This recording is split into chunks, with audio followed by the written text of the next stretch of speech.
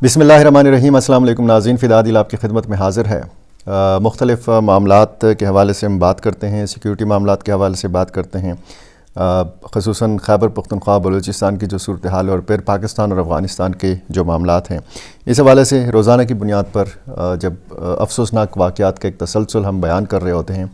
तो अफसोस भी होता है, तशवीश भी होती है, मुस्तक़बिल के हवाले से अंदेशे भी होते हैं, ख़दशात और जो मुख्तलिफ़ हवालों से आप कह सकते हैं कि तहफ़्फ़ुज़ात हैं, उनमें इजाफ़ा हो रहा है। जो ख़बर मैंने आपको दी थी तीरा कबाइल की आमादगी के हवाले से कि ये मिलिट्री ऑपरेशन के लिए आमादा हो गए हैं, इन्होंने बाकायदा एक मुआहदा कर लिया है हुकूमत के साथ और कुछ शराइत रखी हैं और कुछ मुआवज़े मांगे हैं। तो ये मुआवज़े अगर आप देखें और ये सूरत हाल आप देखें तो ज़ाहिर है कि अब ये कहा जा सकता है कि बंद कमरों से जो फ़ैसले हैं ये बाहर निकल आए हैं। जरगे हो रहे हैं, सिक्योरिटी हुक्काम, मकामी इंतज़ामिया के हुक्काम, हुकूमत के नुमाइंदे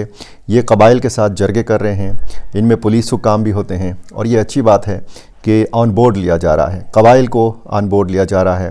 मुख्तलिफ़ इलाक़ों के लोगों के जो मुतालबात हैं वो सुने जा रहे हैं,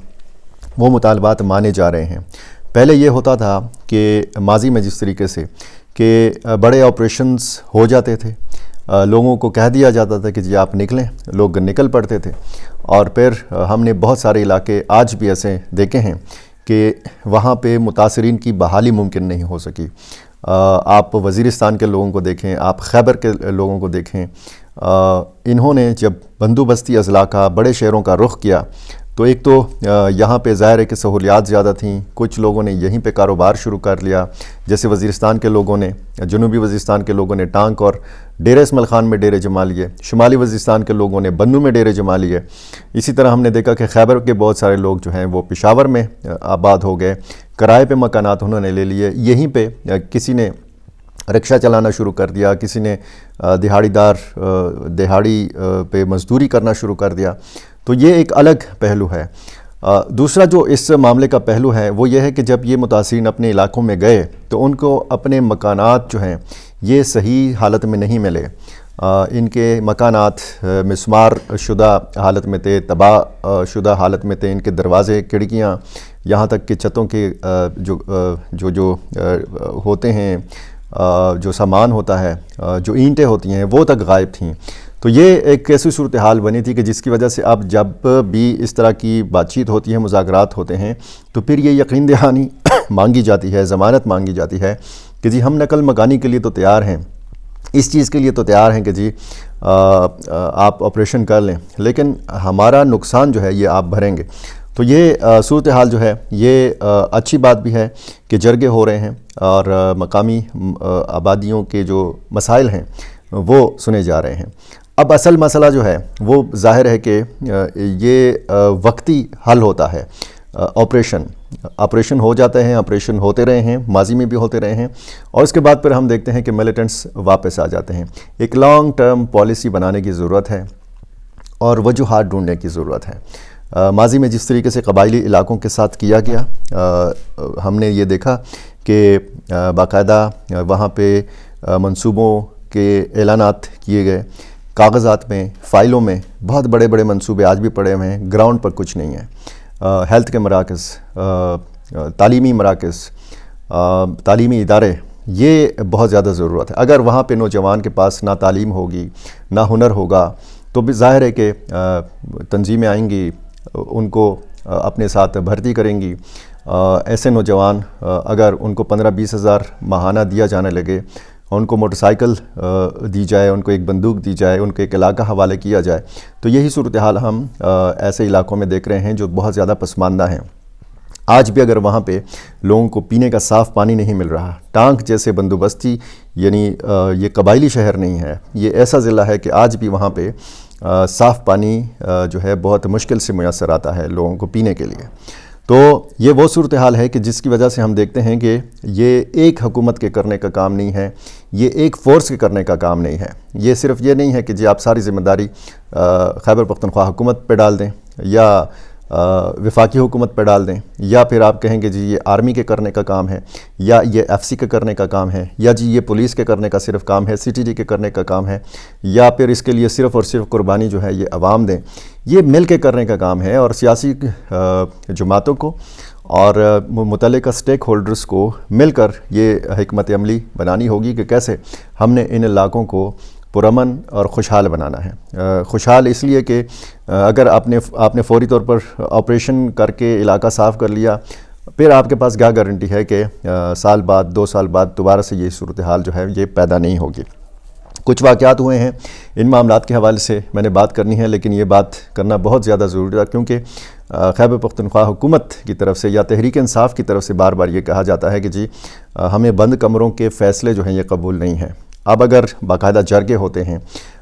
ضلع خیبر کے اندر ایک جرگہ ہوتا ہے، وادی تیراہ کے اندر ایک معاہدہ ہوتا ہے، اور خیبر وزیر اعلیٰ خیبر پختونخوا کا آبائی ضلع ہے، اور وہاں پہ قبائل آمادگی ظاہر کرتے ہیں کہ جی ہم آپریشن کے لیے بھی تیار ہیں اور ہم نقل مکانی کے لیے بھی تیار ہیں، آپ اتنا ہمیں معاوضہ دیں گے۔ جو پچھلی ویڈیو میں اس کی ساری تفصیل رکھ چکا ہوں آپ کے سامنے، اگر آپ نے وہ دیکھی نہیں ہے تو پچھلی ویڈیو آپ دیکھ سکتے ہیں کہ اس میں اس معاہدے میں کیا کیا پوائنٹس ہیں، اور ایک ٹائم فریم کہ یہاں سے اس تاریخ سے اس تاریخ تک آپریشن ہوگا، اور اس تاریخ کے بعد جو ہے آپ کی واپسی کا عمل شروع ہوگا، اور باقاعدہ وہ طریقہ کار کہ جس طریقے کو اپناتے ہوئے متاثرین کو معاوضوں کی ادائیگی کی جائے گی۔ جانی خیل بنو کا علاقہ ہے، یہاں پہ نیشنل ڈیموکریٹک موومنٹ کے رہنما عمران وزیر کے گھر پر بم حملہ ہوا ہے۔ یہ تازہ ترین خبر ہے، اور یہ بتایا گیا ہے کہ اس واقعے کے نتیجے میں عمران وزیر کے خاندان کے 5 افراد زخمی ہوئے ہیں۔ باجوڑ میں منڈال میں ایک فائرنگ کے تبادلے میں ایس او جی کا ایک جوان نائک ابن علی شہید ہوا ہے۔ یہ خار کے علاقے منڈال میں سیکیورٹی فورسز اور ملیٹنٹس کے درمیان فائرنگ کے دوران اورکزئی سے تعلق رکھنے والے اسپیشل آپریشنز گروپ کے جوان نائک ابن علی ولد علی رضا شہید ہو گئے ہیں۔ یہ ایک خبر آئی ہے۔ کرک میں طلحہ فاؤنڈیشن ہسپتال پر ملیٹنٹس کا حملہ ہوا ہے۔ جنوبی ضلع ہے خیبر پختونخوا کا، اور اس کی تحصیل ہے تخت نصرتی۔ اس علاقے میں فتح شیری چوک میں واقعہ غالباً یہ ایک نجی ہیلتھ مرکز ہے طلحہ فاؤنڈیشن کے نام سے، اس کی زیر تعمیر بلڈنگ تھی ہسپتال کی۔ یہاں بتایا جاتا ہے کہ ملیٹنٹس نے حملہ کر دیا۔ اس حملے کے دوران یہاں پہ کام کرنے والے سول انجینئر واصف حسین کو ملیٹنٹس نے اغوا کر لیا ہے، اپنے ہمراہ وہ لے گئے ہیں، نامعلوم مقام پر اس کو منتقل کر دیا گیا ہے، اور یہ بھی بتایا گیا ہے کہ حملہ آور جو تھے یہ اسپتال سے لیپ ٹاپ، موبائل فونز اور دیگر قیمتی سامان جو ہیں یہ بھی اپنے ہمراہ لے گئے ہیں، اور اس عمارت میں شدید توڑ پھوڑ بھی کی گئی ہے۔ کل جیسے ایک واقعہ ہوا تھا خیبر میں باڑہ برکم برخیل کے علاقے میں، اور یہاں پہ آئی ای ڈی بلاسٹ ہوا تھا جس میں 4 سیکیورٹی فورسز کے جوان شہید ہو گئے تھے، 2 زخمی ہو گئے تھے۔ شہید ہونے والوں میں سپاہی فدا نواز، سپاہی لال مدین، سپاہی واجد، سپاہی عامر، اور زخمیوں میں صوبیدار یارمت خان اور سپاہی ارشاد جو ہیں یہ زخمی ہوئے تھے۔ یہ واقعات کا تسلسل ہے، اور اس میں ہم یہ دیکھ رہے ہیں کہ ایک خبر کل آئی تھی جنوبی وزیرستان سے، توداچینا اس علاقے میں ایک افسوسناک واقعہ ہوا تھا۔ دہشت گردی کا واقعہ تو نہیں تھا، لیکن بہرحال ایک افسوسناک واقعہ ہوا تھا کہ ایک بیٹے کی فائرنگ کے نتیجے میں اس کی بہن اور اس کی سوتیلی ماں جو ہے یہ جاں بحق ہو گئیں، جبکہ والد جو ہے یہ شدید زخمی حالت میں ہسپتال منتقل کیا گیا، اور بعد میں وہ بھی زخموں کی تاب نہ لاتے ہوئے دم توڑ گیا۔ یہ 3 افراد جو ہیں یہ جاں بحق ہوئے اس واقعے میں، اور بتایا جاتا ہے کہ کوئی خاندانی تنازع ہے یا کوئی جائیداد کا معاملہ ہے۔ بہرحال یہ دہشت گردی کا واقعہ نہیں تھا، لیکن اس قسم کے افسوسناک واقعات اور جو بدامنی کے واقعات ہیں ان کا تسلسل جاری ہے، اور صورتحال یہ ہے کہ ہم یکسو نہیں ہیں، ہم ایک جگہ پہ ایک فیصلہ نہیں کرتے۔ ہماری سیاسی قوتیں، ہمارے سٹیک ہولڈرز جو ہیں یہ متفقہ حکمت عملی بنانے میں اب تک ناکام نظر آتے ہیں۔ یہ متفقہ حکمت عملی بنے گی تو تب جا کے یہاں پہ امن بھی آئے گا، یہاں پہ سکون بھی آئے گا، یہاں پہ خوشحالی بھی آئے گی، اور پھر روزانہ کی بنیاد پر یہ جو میں آپ کے ساتھ افسوسناک واقعات شیئر کر رہا ہوتا ہوں اس کا سلسلہ بھی شاید رک جائے، کیونکہ میں بھی نہیں چاہتا کہ روزانہ آپ کو بری خبریں سنایا کروں. میں چاہتا ہوں کہ اب اچھی خبروں کا سلسلہ جو ہے یہ شروع ہو. اور لیکن افسوس ہوتا ہے جب اس قسم کی صورتحال ہوتی ہے تو پھر اس پر بات اس لیے کرنا بنتا ہے کہ آپ کو پتہ چلے کہ بلوچستان میں، خیبر پختونخوا میں، پاک افغان سرحدی جو علاقے ہیں یہاں پہ ہو کیا رہا ہے. اب جیسے افغانستان سے خبر آ رہی ہے کہ جیسے میں نے آپ کو پچھلی ایک ویڈیو میں بتایا بھی تھا کہ 100 سے زیادہ افراد نے کوشش کی شدید اس سرد موسم میں، انہوں نے غیر قانونی طریقے سے افغانستان سے نکل کر ایران کے راستے یورپ تک جانے کی کوشش کی، اور ان میں یہ یا تو 100 کے 100 یا پھر ان میں سے جب تک لاشیں برآمد نہیں ہوں گی تب تک جو ڈیتھ ٹول ہے اس کا پتہ نہیں چلے گا. کتنے سارے افراد جو ہیں اس میں جاں بحق ہوئے ہیں یہ پتہ نہیں چلے گا. اب تک 40 افراد کی لاشیں نکالی جا چکی ہیں جو شمالی صوبہ ہے ہرات، یہاں سے یہ ایران کی سرحد پار کرنا چاہ رہے تھے، اور یہ 100 یا اس سے زیادہ افراد تھے. اس میں ظاہر ہے کہ نوجوانوں کی زیادہ تعداد ہوتی ہے جو بیرون ملک جاتی ہے روزگار کی تلاش میں. تو یہ سوچنے کی بات ہے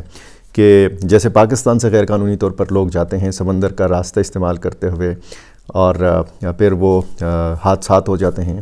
لوگ جو ہیں اس میں جاں بحق ہو جاتے ہیں. تو اسی طرح یہ جو ہمارا خطہ ہے یہ غربت کا مارا ہوا ہے. ہمارا پاکستان اور پھر اب افغانستان کو دیکھیں اور پھر اس پورے خطے کو دیکھیں، یہ ہمارا نوجوان جو ہے یہ چاہتا ہے کہ یہ ایک اچھا مستقبل بنائے. اس کے لیے وہ یورپ جانا چاہتا ہے، اس کے لیے وہ امریکہ جانا چاہتا ہے. ان کو اپنا مستقبل پاکستان اور افغانستان کے اندر نہیں نظر آتا. تو یہ دونوں ملکوں کی قیادتوں کے سوچنے کی بات ہے کہ دونوں ملک اگر آپس میں اپنا تعلق ٹھیک بنا لیں، دونوں ملکوں کی تجارت بڑھے، دونوں ملک